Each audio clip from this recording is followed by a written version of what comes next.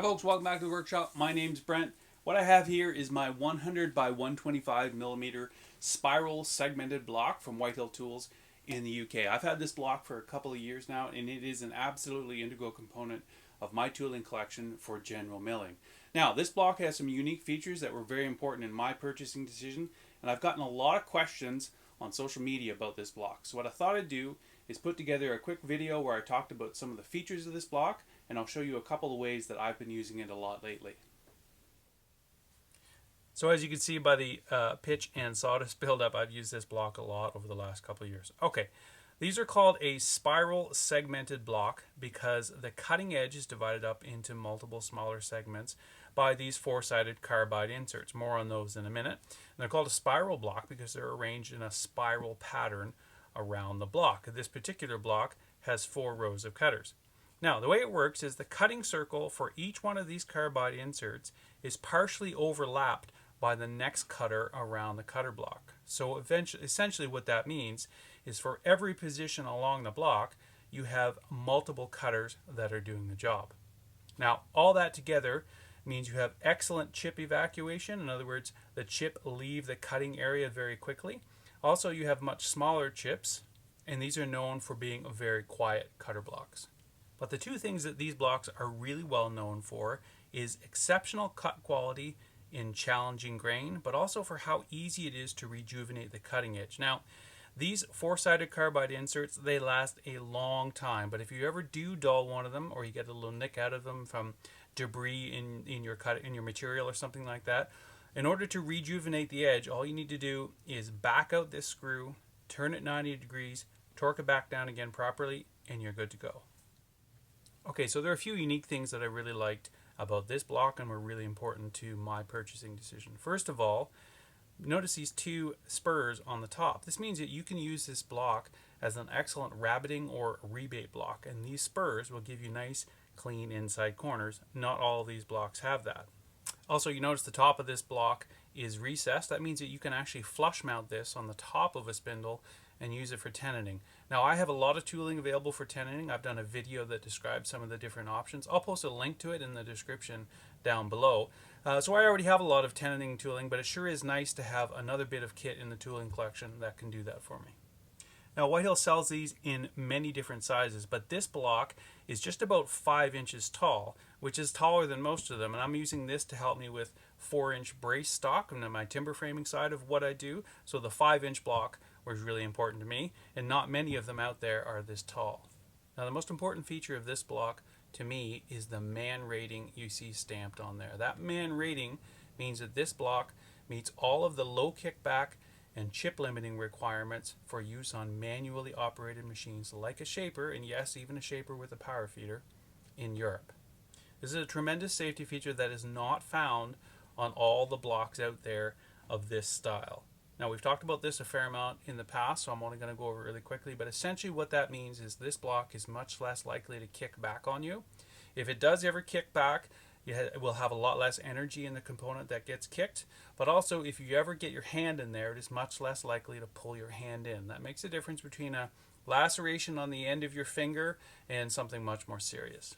Now, in my opinion, that's always a great feature on any block used on a shaper, but especially for a block like this, which is often used for template routing or template machining, because you always end up with part of the cutter head exposed. It's manually operated because you can't always use a power feeder when you're doing that. Okay, so let's head up to the big shop and let's take a look at some of the ways that I've been using this block lately. So as I mentioned before, timber framing is one of the things that I do in the shop fairly often. One of the most time-consuming aspects of that job is the manufacture of the braces, or some people call them wind braces. They're the 45-degree members that go between post and beams to stiffen the frame.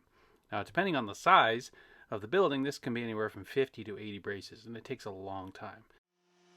So I speed up the process by making my material 4 square. I use my big Wadkin jointer to make one face and one edge straight and square to each other.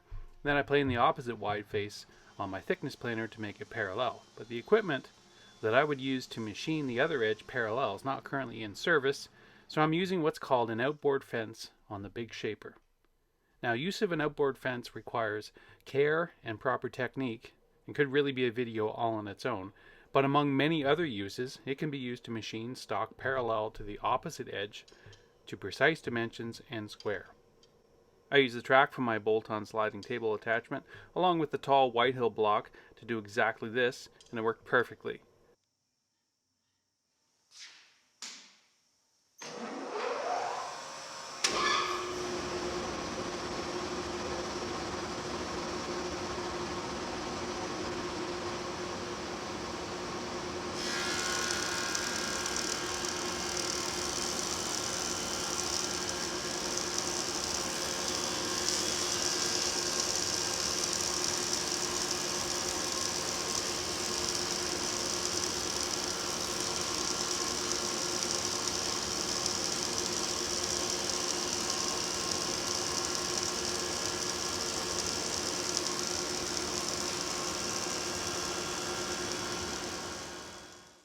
Once the stock was 4 square, I machined the tenons on each end, and then it was time to machine the arch that is common in a lot of timber frame braces.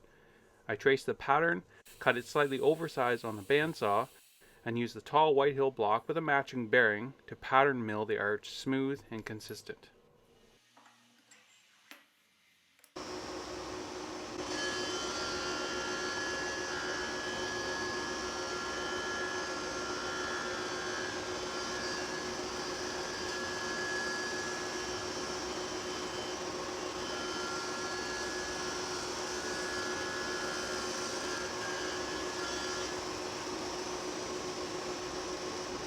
This operation asks a lot of the block because you inevitably end up with reversing grain on one end of the arch or the other. But as you can see from these before and after shots in this white oak, the results were smooth and didn't require any additional work.